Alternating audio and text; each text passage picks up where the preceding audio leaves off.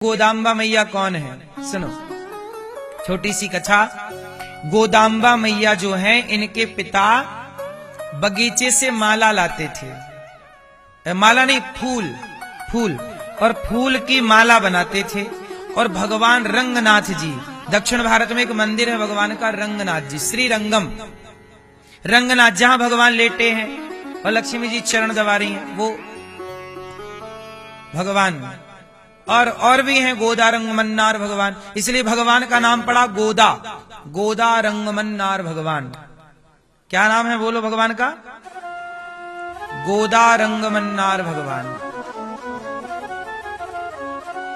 तो ये क्या हुआ कि उनके पिताजी ना, गोदाम्बा मैया के पिताजी क्या करते थे, फूल की हार बनाते और भगवान को पहनाते।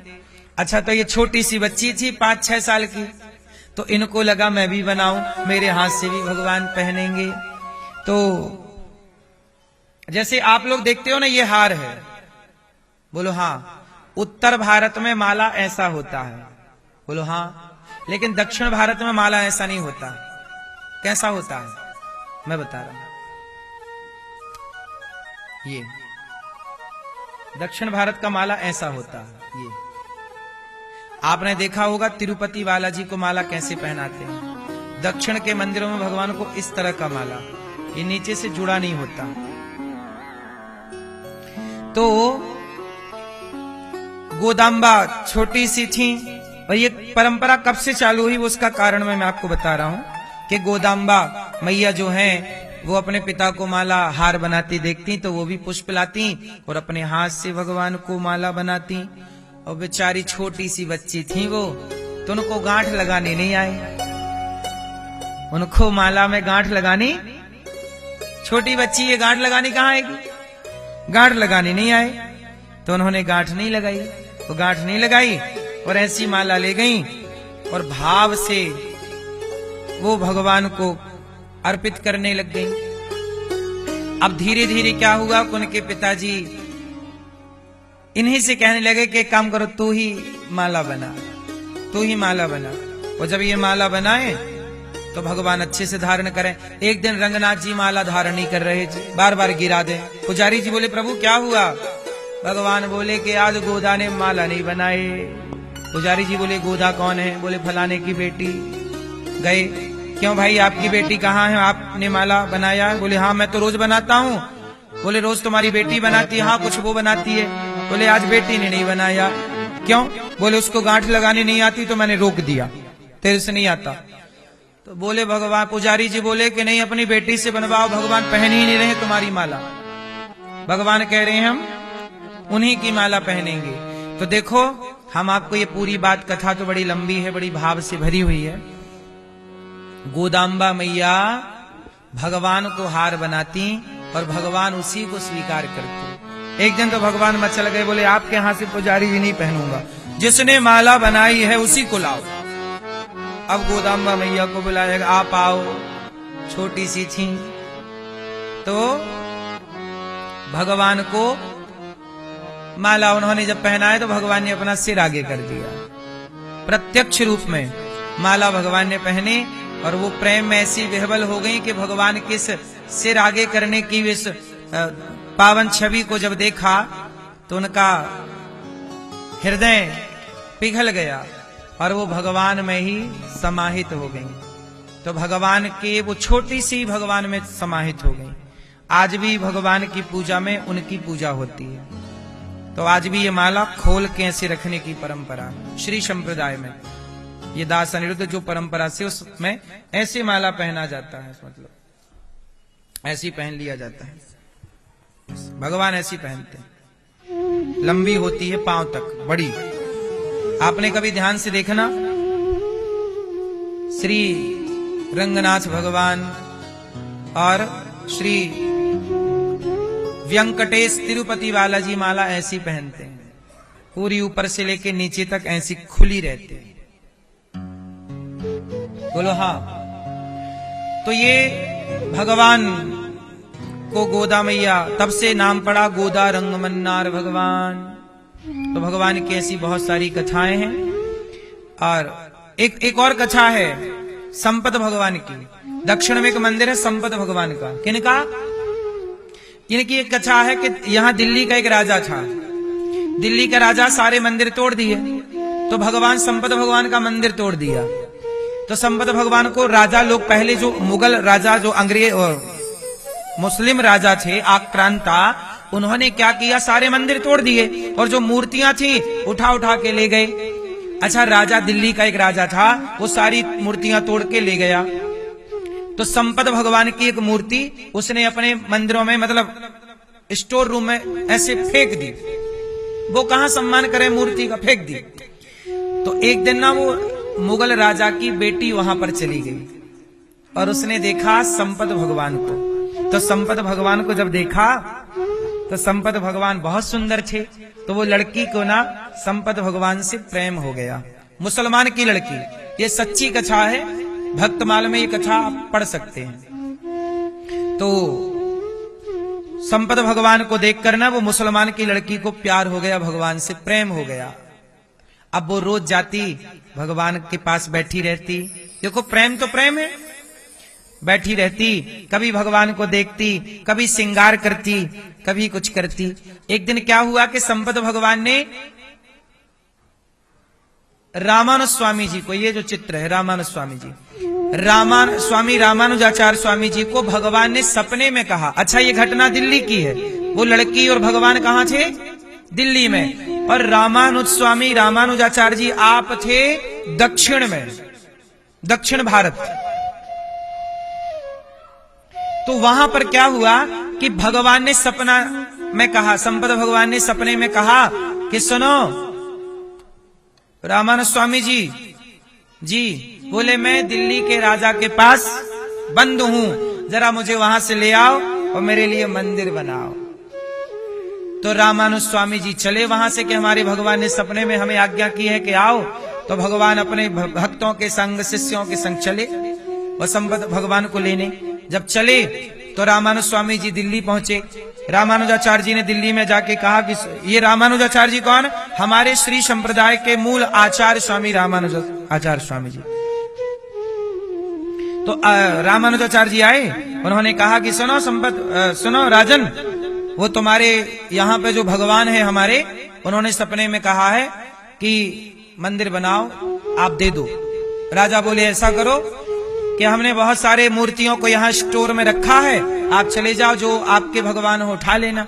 अब रामानुज स्वामी जी गए, तो अब इतनी सारी मूर्तियों में पहचाने कैसे कि हमारे संपत भगवान, कभी देखा नहीं ना, इतने सारे मंदिर तोड़े, सारी मिक्स हो गई, कौन सी मूर्ति है?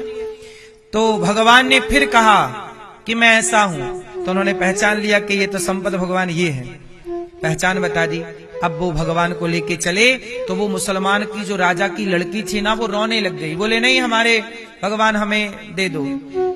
अब राजा की लड़की बोली कि ये मेरे हैं, रामानुज स्वामी जी बोले ये मेरे हैं। तो राजा ने दरबार में भगवान को रख दिया बीच में, एक तरफ बिठा दिया रामानुज स्वामी जी को, रामानुजाचार्य जी को, और दूसरी तरफ बिठा दिया उस मुसलमान ने अपनी लड़की को। कहा तुम दोनों बुलाओ भगवान को, भगवान जिसकी ओर आ जाएंगे ये भगवान उसके। अब वो रामानुज स्वामी जी रामानुजाचार्य जी मंत्र पढ़ने लग गए, भगवान से कहा आपने सपने में बोला था आओ, मैं आ गया, चलो आओ मेरी जल्दी गोद में बैठो, आओ आओ।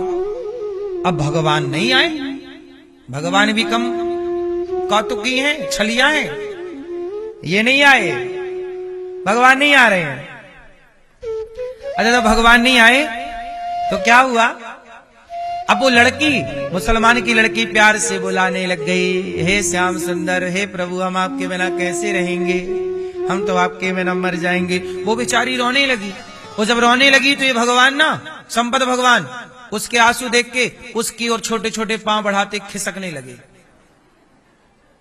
और जब खिसकने लगे तो रामानुजाचार्य स्वामी जी ने डांटा, रुको, जब उसी की तरफ जाना था तो काहे सपने में आए थे? बुला लिया कि आओ लेने के लिए, और हम आ गए तो वहां भाग रहे हो, बड़े झूठे हो तुम। जब तुम्हें वहीं रहना था तो तुम तो उसी के पास थे, हमें काहे बुलाए? और देखो वो तो मुसलमान की बेटी है, मांस खाती होगी, वो मांस खाने वाली, गौ मांस भी खाती होगी, वो तुम उसकी तरफ जा रहे हो। और हम तुम्हारी इतनी पूजा करते हैं, तुम्हारे लिए सब परिवार छोड़े बैठे हैं, डंडा लिए घूमते रहते हैं, त्रिदंड, तुम्हें सम्मान नहीं करना, मैं तोड़ दे रहा हूं तुम्हारा दंड। और जैसे ही रामानुज स्वामी जी ने अपना वो देखो उनके कंधे पे डंडा है, त्रिदंड, उन्होंने जब अपना, आपने देखा होगा ना सन्यासी लोग त्रिदंड लिए रहते हैं, दंड, दंडी स्वामी, त्रिदंड। जब रामानुज स्वामी जी ने कहा कि हमने सारी जिंदगी वेद के रास्ते पर चलकर गुजारी है और आज आप उसकी तरफ जा रहे हो, तोड़ देंगे दंड। जैसी दंड तोड़ने का कहा तो संपद भगवान दौड़ करके रामानुज स्वामी जी की गोद में आकर के बैठ गए, रामानुजाचार्य जी की गोद में आके बैठ गए। और जब गोद में आके बैठे तो वो मुसलमान की जो लड़की थी, अच्छा उसके अंदर तो भक्ति थी, उसके अंदर क्या थी? रामानुजाचार्य जी ने ये कहा कि भगवान ये तो लड़की चलो भक्ति में आपको बुला रही है, जब तक ये जिंदा है तब तक तो ठीक है, लेकिन ये मर जाएगी तो आप फिर डस्टबिन में चले जाओगे, ये मर जाएगी तो आप ये तो डस्टबिन में डाल देगा, लेकिन मेरे पास रहोगे तो इस लड़की की भक्ति भी सुरक्षित रहेगी। अब वो लड़की बोली मैं तो मर जाऊंगी इनके बिना। स्वामी रामानुज स्वामी जी लेके चले ना संपत भगवान को, बोली मैं मर जाऊंगी। तब उससे कहा, रामानुज स्वामी जी ने कहा कि नहीं तुम मरो मत, तुम चलो मेरे साथ। और जैसे ही भगवान को लेकर रामानुज स्वामी जी चले ना, उस महिला, उस लड़की, मुसलमान की लड़की का प्रेम इतना व्याकुल, वो सोची कि मैं तो मेरे प्राण जा रहे, तुरंत उसके प्राण निकले और भगवान संपत भगवान में जाके उसके प्राण समा गए। और जब प्राण समाए तो भगवान को लेकर रामानुज स्वामी जी गए और मंदिर बनाया दक्षिण में संपत भगवान का, और उस मुसलमान लड़की का सोने की प्रतिमा बनवाई, स्वर्ण की प्रतिमा बनवाई। आज भी दक्षिण भारत में संपत भगवान का मंदिर सर्च करिएगा, वहां पर रामानुज स्वामी जी के द्वारा स्थापित वो प्रतिमा और वो लड़की सोने की प्रतिमा आज भी उस लड़की की और भगवान की प्रतिमा आज भी है। तो ये भगवान, इसका मतलब ये सारी कथाएं हमने आपको इसलिए बताई कि देखो भगवान भी कई बार अपनी ही बनाई मर्यादा को तोड़ते हैं, तब संत जन भगवान को भी डांट देते हैं। भगवान भी कहते हैं कि संत कहते हैं, आचार्य चरण कहते हैं, सुनो भगवान आपने जो मर्यादा बनाई है उस मर्यादा का पालन आपको करना पड़ेगा, यदि आप ही नहीं करोगे कौन करेगा। तो भगवान भी जब अपनी मर्यादा भूलते हैं तो संत लोग ही, आचार्य ही भगवान को भी भगवान की मर्यादा याद दिलाते हैं। इसलिए हमारे यहां भगवान की पूजा बाद में है, गुरु की पूजा पहले है। इसलिए आचार्य पूजा पहले, गुरु पूजा, भगवत पूजा। इसलिए ना कहा कि गुरु गोविंद दो खड़े काके लागू पाए, बलिहारी गुरु आपने गोविंद दियो बताए। इसका मतलब ये बिल्कुल नहीं है कि गुरु भगवान है, भगवान सबसे बड़े हैं, लेकिन आचार्य, ये रामानुज स्वामी जी कौन थे, कौन है? ये लक्ष्मण जी के अवतार हैं। जब पाप बढ़ा तब भेजा इनकी कथा, हम इसी संप्रदाय से हैं, श्री संप्रदाय। श्री मतलब लक्ष्मी, श्री मतलब राधा। लक्ष्मी जी हमारी आचार्या हैं। हमारी प्रथम आचार्या कौन है? माँ लक्ष्मी। हमारी माता लक्ष्मी जी हैं। और हमारी लक्ष्मी जी को दर्द हुआ कि कलयुग में पाप बढ़ गया है, तो लक्ष्मी जी ने अपने लक्ष्मण से कहा, लक्ष्मण भैया ये बहुत पाप में पड़े हुए प्राणी हैं, जरा तुम जाओ और इन्हें जरा बचाओ, भक्ति का मार्ग दिखाओ। तब लक्ष्मण जी रामानुज स्वामी के रूप में प्रकट हुए थे, आज से 1000 साल पहले। आज भी दक्षिण भारत में रंगनाथ भगवान के सामने आज भी इनका चित्र नहीं, प्रतिमा नहीं, वास्तविक शरीर। जब इनकी मृत्यु हुई, जब रामानुज स्वामी जी की मृत्यु हुई, तो भगवान रंगनाथ जी रोने लगे, बोले मेरे रामानुज को मत ले जाओ। तो क्या करें? बोले बिठा दो सामने। आश्चर्य होगा आपको सुनने में, विज्ञान का युग है। बताओ किसी का शरीर 10 साल तक बाहर खुले में रह सकता है? 10 साल छोड़ो, क्या 10 दिन खुले में रह सकता है? लेकिन रामानुज स्वामी जी का शरीर आज भी 1000 साल से, लगभग 900 साल से आज भी रंगनाथ जी के मंदिर के सामने आज भी स्थान बना हुआ है। आज भी उनका शरीर जस का तस है, कुछ हिस्सा ऐसे ही है, लेकिन आज भी वही शरीर, उनका वही शरीर, वही मांस, वही हड्डी, वही शरीर आज भी है। कोई बर्फ पे नहीं रखा गया, कोई विशेष नहीं रखा गया, और आज भी उनका शरीर जस का तस है। ये आचार्य चरण है। इसलिए भगवान भक्तों के अधीन होते हैं। तो भगवान ने पत्तल उठाई, भगवान सेवा करते हैं। इसलिए भगवान जब सेवा करते हैं तो भगवान के भक्तों को भी सेवा करनी चाहिए। और भगवान यदि रास्ता भटक जाए तो भगवान को भी रास्ता कौन दिखाता है? कौन? भक्त, आचार्य। इसलिए हमारे यहां आचार्य परंपरा है। भगवान आचार्यों के अधीन है।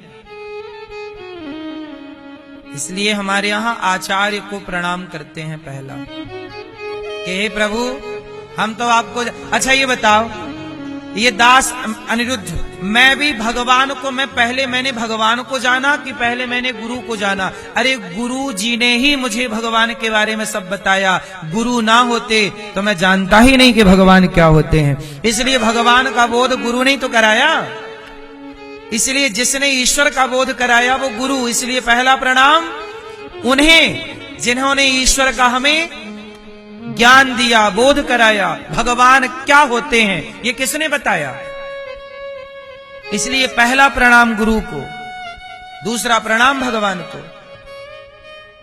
क्योंकि भगवान को हम प्रणाम क्यों करते हैं? गुरु ने महिमा ना बताई होती तो हम जानते नहीं थे कि भगवान क्या होते हैं। हमें पता ही नहीं था कि भगवान इतने दयालु होते हैं। भगवान इतने दयालु होते हैं कि पूतना पर कृपा की, ये भी हमारे